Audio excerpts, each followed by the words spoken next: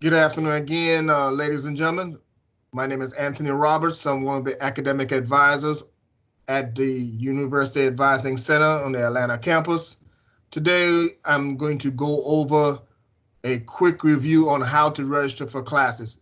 As you can see, we have the step-by-step process of what you need to do. Make sure that you have your student campus ID and your password to log into your account.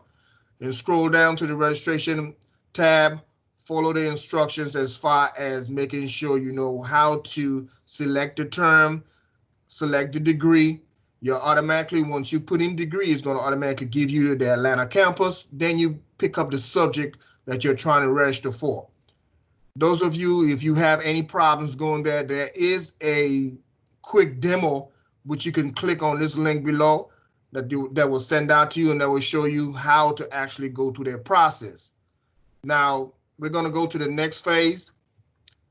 You should have received an advisement form, and the form is already self-explanatory. You're going to put your name.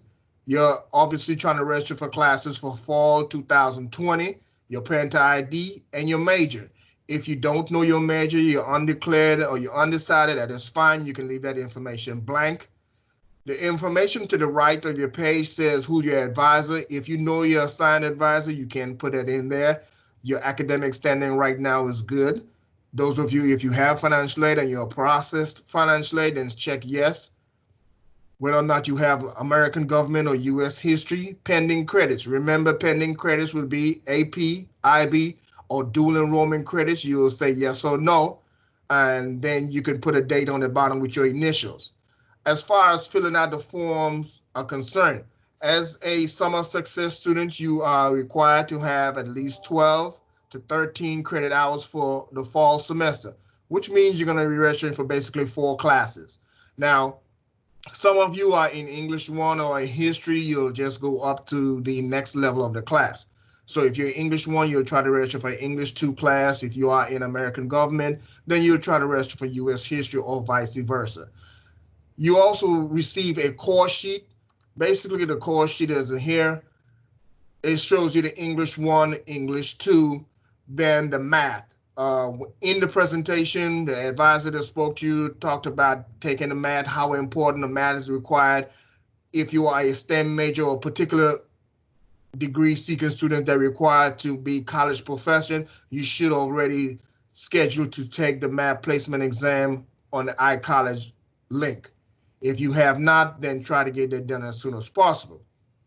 Then you have your Area B classes, which were your institutional credits. Some of you have those this semester. Some of you have not have one of those, then that is fine.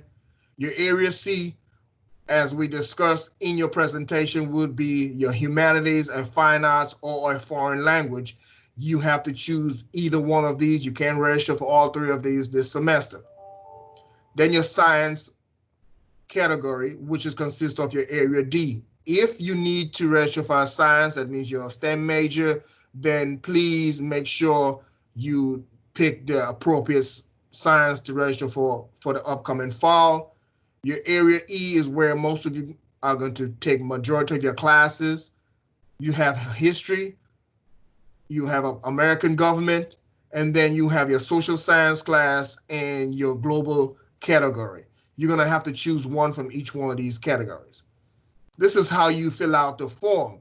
So for example, you're going to sign up for English 2.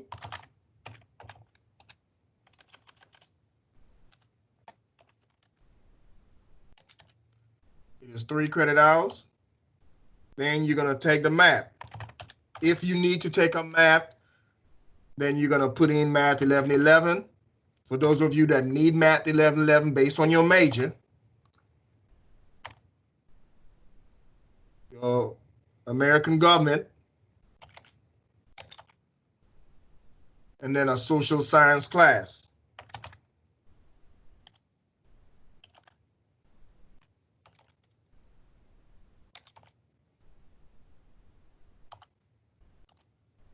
And that will bring you to 12 credit hours. Those of you, for example, if you are a STEM major and you have met the requirements to register for the math class, or you've already brought in that class, then you're going to put your science in here in place. If you are nursing, you're going to have that information in as well. So filling out the class again is very simple. You're just going to put 4 classes in here and then submit it to the person that you are required to turn it back into. Again, you're going to be choosing a class from Area A, Area C, and Area E. Those are the main categories that you can use 4 classes from. If you are a STEM major, someone in the medical field, then you're required to take a science. If you don't know your science for right now, you can just basically put